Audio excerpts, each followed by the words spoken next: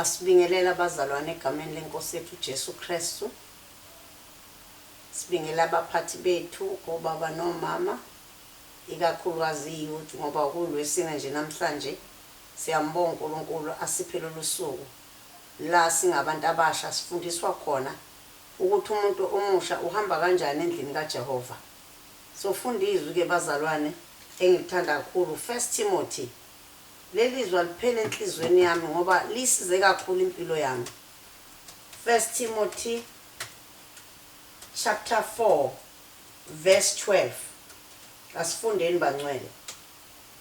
Mangabe bikho umuntu odelela ubusha bakho, kepha yiba isibonelo kwabakholwayo ngezwi nangenkambo nangothando nangokukholwa nangokuhlanzeka. Nakekela ukufunda nokuyalwa nokufundisa ngize ngifike. Ungasidebeseli isiphiwo esikuwe owasiphiwa ngezwi lokuprofeta nangokubekwa kwezandla. Nawubekwa izandla ngamalunga. Cela ke sifunde elinyizo 1 Samuel 14 from verse 1. Kwathi ngosuku oluthile uJonathan indodana kaSawuli wathi odibini oluphethe izikhali zakhe, woza siwele siye ekhandeni lamaFilisti elingaphesheya. Kepha akamtshelanga uyise. uSawuli wahlala emaphethelweni aseGibhiya phansi kompromegranate osemigroni. Abantu ababe naye babengamakhulu ayisithupha. U-Ahiya indodana ka-Ahithubi umfowabo ka-Ikhabhodi indodana kaFiniyas ka-Eli umpristi kaJehova eShilo wayembethe ingubo yamahlombe. Abantu babengazi ukuthi uJonathan uhambile. Phakathi kwezintuba uJonathan afuna ukwela ngazo ukuya ekhandeni lamaFilisti, kwakukhona ugedla lwesiwa ngalapha nogedla lwesiwa ngalapha. Igama lolunye laliyibhosesi negama lolunye liyisene. Olunye ugedla lwaluphakeme ngasenyakatho phambi kwemikhimashiki, nolunye naseningizimu phambi kweGeba. uJonathan wathi odibini lwakhe oluphethe izikhali zakhe, woza siwele siye ekhandeni lalabo abangasokile. Ingabe uJehova uyakusebenzela ngokuba kukho okumthiyayo uJehova ukuba asindise ngabaningi noma ngabayingcosana. Amen. Baba, siyabonga izwi lakho uNkulunkulu wethu omuhle liphilile. Linjengamadoda asiqondisayo endleleni. Thatha indawo yakho namanje ngegama likaJesu. Amen. Bazalwane, bantu abasha, asibonge uNkulunkulu le platform asipha yona yokukhulumisana nani nantambama nje ukuthi lelizwe lithi mangabibikho umuntu odelela ubusha bakho, linjenge medicine kumuntu omusha okufanele ahlale iphuza. Imedicine usukuyinikwe udokotela mayiprescribele ukuthi uyiphuza kangaki. Lelizwe yizo kufanele sihlale silidla ngoba liqondisa ukuphila kwethu. Li-continuous process elisebenza impilo yethu yonke. Asikwazi ukuthi sesiqedile uma silifunda kanye noma wake walizwa, kodwa lisebenza impilo yethu. Lapha lithi izwi lenkosi, akungabibikho umuntu odelela ubusha bakho, yiba isibonelo kwabakholwayo ngezwi, the word of God, nangenkambo, which means lifestyle, nangothando, love, nangokukholwa, faith, nangokuhlanzeka, cleanliness. Ebese lithi nakekela ukufunda nokuyala nokufundisa ngize ngifike. Yikho ngithi lelizwi yizwe njenge medicine empilweni yethu yonke yokuphila, ngoba silinde uJesu njengamanje kulindelwe enkulu indaba ezokwenzeka ye rapture of the church. So njengabantu abasha siyakhunjuzwa ukuthi fanele silinde sibe sikuyi process yalezi zintizwe elisifundisa lona ukuthi fanele sifunde. Ngaba ukufunda, angisakhulumi ngendaba ye lockdown, ngaba ukufunda natural, kube ukufunda spiritual. Nokuyala, sinakekela ukuyalwa. Abantu abasha bakulesi sikhathi abafuna ukuyalwa.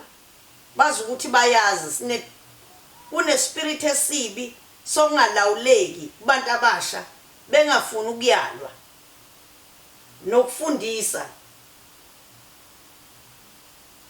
ukuthi kufuneke sithi noma sikwazi ukufundisa abanye kufanele siphile exemplary, sikwazi ukuthi abantu babuke kithi ukuthi umfana noma intombazane enoJesu iphila kanjani, singaconfuse abantu. Akuze ukusiza ukuthi sigijime nezinkonzo kodwa izwi likaNkuluNkulu alikawenza umsebenzi empilweni zethu. Abantu mabesibuka, can they learn something from us? Abantu mabesibuka, when we talk to them, how do we talk to people? How do we talk to the family? Twasinakekela ukufunda nokufundisa nokuyala. Lezi zinto izinto as expensive kabi empilweni. Ngoba into esingakazenzi. Noma singafika kubantwana bakaNkuluNkulu ekhaya sibuze kubazali ukuthi usibani ubehave kanjani la ekhaya. Ukhuluma kanjani even nabafowabo ekhaya, nabazali. Sikhuluma kanjani nabazalwane. Sicommunicate kanjani nabantu. Abanye abafana, abanye amantombazane, do they learn something from us? Impilo yethu ngisho sigqoka nje, masigqokile nje, are we decent enough? Even impilo cleanliness, amakhanda ethu kanjani? Do we take care even our hairs ekhanda nje? Izindle esilala kuzo njengabafana zinjani, njengamantombazane? Cleanliness, siyayigeza yini izitshe ekhaya singamantombazane nabafana? Siyacleana yini ekhaya noma siyacleanelwa? Ngoba khona izinto ezincane singayinaki. Ngoba akuze ukusiza ukuthi sibonakale ebandleni sengathi sibusekile kanti asiyona lento ekhaya ngoba sizophilela uKristu la. Manje ngithanda lensizwa okuthiwa uJonathan. Kuthiwa yona yavele yasuka yathatha udibulwayo oluphatha ikhali. Lothi let's go. Ngifuna ukuya ekhandeni lamaFilisti. Kusho ukuthi ngamanye amazwi la impi eshisa khona. La izitha zethu mbamba ihlala khona. Yathi let us go. Kuthiwa indawo ababehamba kuyo was very dangerous ngoba kwakuyiwa ngapha nangapha. Kusho ukuthi lensizwa yayifuna ukuzizwa ukuthi ngoba yayingabatshelanga nasekhaya ayitshelanga isuyise. Kodwa yathi ngifuna ukulwa, kufanele insizwa ukwazi ukulwa ebusheni nezitha zayo. Jesus Christ. Fanele insizwa ukwazi ukuthi ikwazi ukulwa emthandazweni, kakhulukazi silwe emthandazweni. Ngoba lensizwa yambulekwa khona lapha ethi khona ngoba uNkulunkulu ngiyazi akayi ngokuthi inambi ingakanani. Whether you are few or many, it doesn't matter with God. Ngiyamazi uNkulunkulu okhonzwa lapha kwaIsrael. Kodwa ngeke ngihlale izitha zihleli lapha phezulu kwigarrison ngibele ukurelaxa lapha ekhaya. Insizwa yavuka early iye emthandazweni. Jesus Christ. Angeke ikwazi ukunqoba insizwa, ayingeke ikwazi ukunqoba intombi ingaye emthandazweni. Njengoba kuthiwa sithandaze nje, sikuyi 3 days fasting of the region. Do you join the region with the prayer? Siya kwi garrison elihlupha ibandla, garrison of Philistines, which fight against the church. Ukuthi ibandla lakho la ukholwa khona lingaqhubeki. Yini izinto oyibonayo enkonzweni oyibona ukuthi sidinga umthandazo wethu njengeinsizwa ubiza insizwe ezinye kufanele sikwazi ukukhuleka. Let us join hands, guys. Abazali bethu bayahlupheka, abafundisi bethu bathwele kanzima. Mhlawumbe uzalwa umfundisi. Do you pray for your father? Do you pray for your mother? Do you pray for other youth? What do you do about other children to pray for them? Kulesi sikhathi esinjena. Do you love your pastor? Do you love your Christian? Do you love the world for Christ? Wabona uJonathan ukuthi angeke ngihlale la ngisonga izandla. Lilaphi ikhanda lamaFilisti, amaFilisti esilinde lapha elokho esibuka ukuthi senzani. Let us go and fight them. And lithi lenkosi banqoba. Jesus Christ. Ngiyamthanda uJonathan. There are a lot of things ezikuJonathan. Wayisiza ngisho uDavid uJonathan. Emvikela kuyise ufuna ukumbulala uSaul. Lo mfana lensizwa yama ngakuDavid. Imbona uDavid takenze lutho. Wena uthini ngendlu yokholwa. Hallelujah. Wena uthini ngabazalwane? Uthini ngelockdown? What do you do? Fanele ngabe insizwa zimi ngomumo ziyakhuleka. Emakamereni ziyakhuleka. Ziyalwa. Glory to Jesus. Hallelujah. Hallelujah. Arise like Jonathan and fight the Philistines of the end of times. Uthini ma ibandla linjena njengensizwa? Uthini ma izwe linjena njengensizwa? Do you think you can go out and evangelize? Lithi izwi lenkosi wathi uJonathan asihambe sekhandeni lamaFilisti.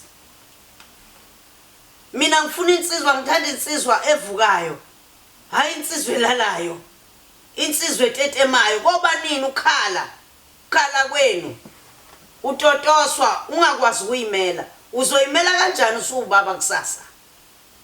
Uzomela kanjani ibandla mhlawumbe uyilida? Uqala ebusizweni. You start at your youth. You start early. Lento kufanele ukuthi uyi-engage ngayo earlier. I-exercise yakho wazi ukuthi mina ngibizela ukuthi ngilimele ibandla. Egameni likaJesu, let us pray bangcwele. Wena bhuto lapho uthini? Wena siso lapho uthini? What do you do njengoba ibandla lithandaza? What do you say? Asibongeni baba wethu engcwele. Siyabonga uNkulunkulu omuhle nophakemeyo. Sibonga izwi lakho elipowerful. Elithi mangabe bikho umuntu odelela ubusha bethu. Sizwa zethu ideleliwe kakhulu. Ilelizwe seyikholwa. Sicela baba usithintele zona. Touch their hearts. In Jesus' mighty name. Vusa kubo ubunsizwa bokumela wena. Vusa intombi izomela wena. Nakulesi sikhathi inkosi uJesu. In Jesus' mighty name. Amen.